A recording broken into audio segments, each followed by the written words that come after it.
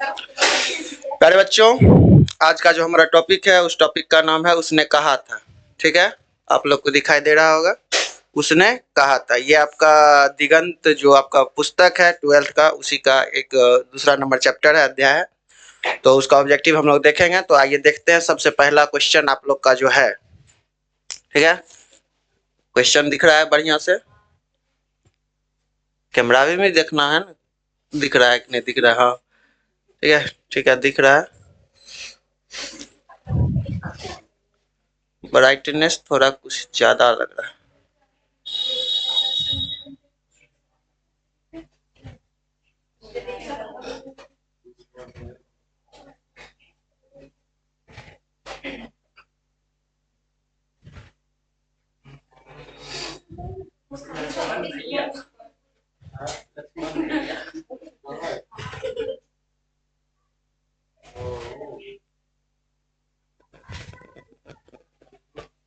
अच्छा रहने दो, जाने दो। ध्यान दीजिएगा। पहला आप लोग का जो क्वेश्चन है, क्वेश्चन का नाम है उसने कहा था। कहानी किस शहर की का चित्रण किया गया है? अमृतसर का चित्रण किया गया है। किस शहर का? अमृतसर का चित्रण किया गया है। आगे क्वेश्चन देखते हैं। लाना सिंह के गांव का नाम क्या था? मांझे। कौन सा गांव था?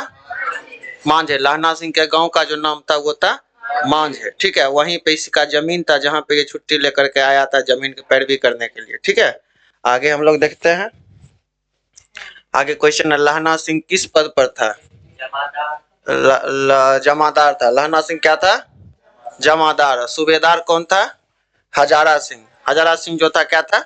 सूबेदार था। ठीक है, आगे देखते हैं।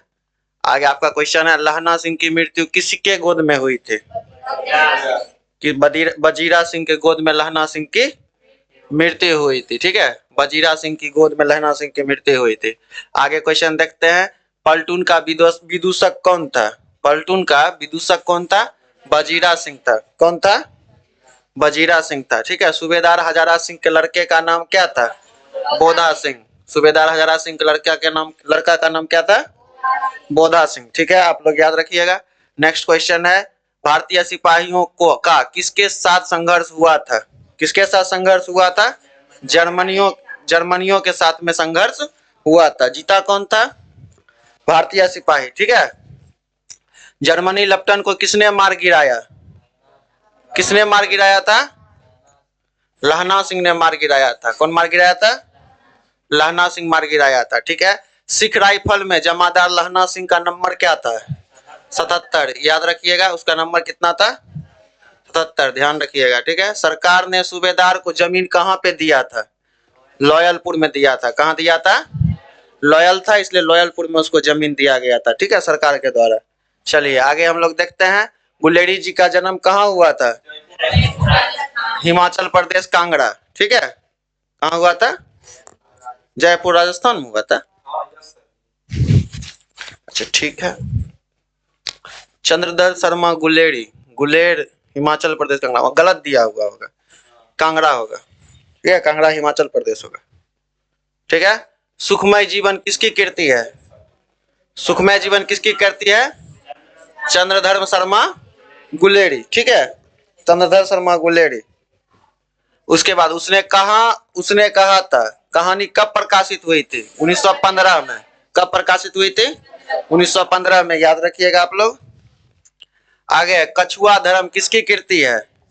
चंद्रधर शर्मा गुलेरी। चंद्रधर शर्मा गुलेरी का कीर्ति है कछुआ धर्म। ठीक है, पुरानी हिंदी रचना किसकी है? ये भी जो है आपका किसका है? चंद्रधर शर्मा गुलेरी का ये भी कीर्ति है। ठीक है, आगे देखते हैं। कौन सा निबंध गुलेरी रचित नहीं है? कौन सा निबंध जो है गुलेरी जी रचित नहीं है? मजदूरी और प्रेम, यही रचना जो है रचित नहीं है। कुड़माई का अर्थ क्या होता है? कुड़ाई यहाँ पे नहीं होगा, कुड़माई होगा। ठीक है, कुड़माई होगा।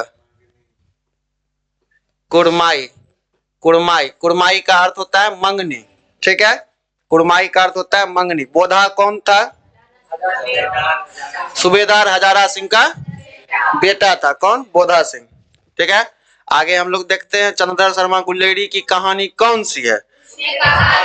उसने कहा था। कहानी किसकी है? चंद्रधर शर्मा गुलेरी की कहानी है। ठीक है, आगे आप लोग देखिए, कौन सी कहानी चंद्रधर शर्मा गुलेरी की लिखी हुई नहीं है? कि सुखमय जीवन, कफन। चलिए ठीक है, आगे देखिए, गुलेरी जी किस गांव के मूल निवासी थे? गुलेर, इसीलिए उनका नाम जो था गुलेरी नाम, उनके नाम के आगे गुलेरी लगता है। ठीक है, आगे देखिए, उसने कहा था कहानी के कहानीकार कौन है? चंद्रधर शर्मा गुलेरी। आगे हम लोग देखते हैं, चंद्रधर शर्मा गुलेरी किस युग के कहानीकार हैं? कौन युग का? द्विवेदी युग के कहानीकार हैं। ठीक है, आगे हम लोग देखते हैं, उसने कहा था कहानी कितने भागों में विभक्त है? ये आपका 5 भागों में विभक्त है, याद रखिएगा, क्वेश्चन बहुत बार पूछा गया है। ठीक है, चंद्रधर शर्मा गुलेरी जी का चंद्रधर शर्मा गुलेरी जी का जन्म कब हुआ था? 7 जुलाई 1883। ठीक है, आगे हम लोग देखते हैं, ठीक है, लहना सिंह किस कहानी का पात्र है? उसने कहा था कहानी का पात्र है लहना सिंह। ठीक है, आराम से पहले समझिए तब जाकर के आंसर दिया कीजिए। उसने कहा था किस प्रकार की कहानी है? कर्म प्रधान कहानी है। कैसा कहानी है? कर्म प्रधान कहानी है। पुरानी हिंदी रचना किसकी है? ये भी है चंद्रधर शर्मा गुलेरी जी का रचना है। ठीक है, आगे आप लोग देखिए, कीरत सिंह कौन था? लहना सिंह का कौन लगता था? लहना सिंह का भतीजा लगता था। ठीक है, कीरत सिंह या भाई लगता था? भतीजा था। चलिए ठीक है, हाँ भतीजा ही था। बचपन में लहना सिंह लड़की से बार बार कौन सा प्रश्न करता था? तेरी कुर्बाई हो गई है क्या? ठीक है, आगे हम लोग देखते हैं, लप्टन साहब सूबेदार को कितने आदमी खंदक में छोड़ जाने को कहा था? 10। कितना? 10। ठीक है, 10 आदमी को छोड़ करके हजारा सिंह को बोला था और आदमी को ले जाकर के दूसरे पॉइंट पर जाकर के लड़ो। ठीक है, वहां से भेज दिया था। उसका लप्टन का मतलब जर्मनी जासूस जो था ना, उसी को लप्टन कहा जा रहा है। ठीक है, अमृतसर में लहना सिंह का कौन था? मामा था। कौन था? मामा था। ठीक है, याद रखिएगा। लहना सिंह सूबेदार को वापस बुलाने के लिए किसे भेजता है? किसको भेजता है? कीरत सिंह को भेजता है। किसको भेजता है? कीरत सिंह को भेजता है। ठीक है, सूबेदारनी ने अपने पति एवं पुत्र की रक्षा के लिए किससे कहा? लहना सिंह से कहा था। बहुत समझदार थी ये। ठीक है, उसको मरवा दी, अपने जो है ऐश कर रही है। लहना सिंह का सिर अपनी गोद में लेकर कौन बैठा था? बजीरा सिंह। कौन बैठा हुआ था? बजीरा सिंह। लहना सिंह के मामा कहाँ के रहने वाले थे? अमृतसर के रहने वाले थे। ठीक है, उसने कहा था किस वर्ष की रचना है? 1915। कहा कि प्रथम विश्व युद्ध के समय की घटना है लगभग। ठीक है, याद रखिएगा। थैंक यू बच्चों। ठीक है, इस वीडियो को एक बार और देख लीजिएगा। वीडियो में ज्यादा ब्राइटनेस बढ़ गया, थोड़ा चमक रहे हैं ज्यादा। ठीक है, लेकिन देख सकते हैं, इसको देख लीजिएगा।